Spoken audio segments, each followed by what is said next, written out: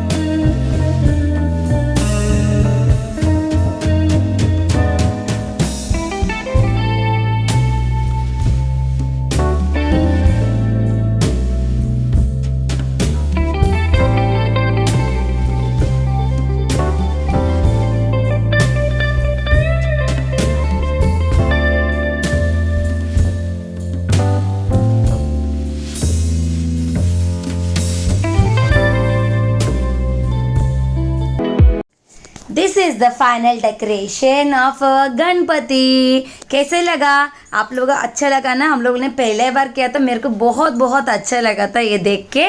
आपको भी मेरा वीडियो अच्छा लगा तो like, comment, share and subscribe to my channel.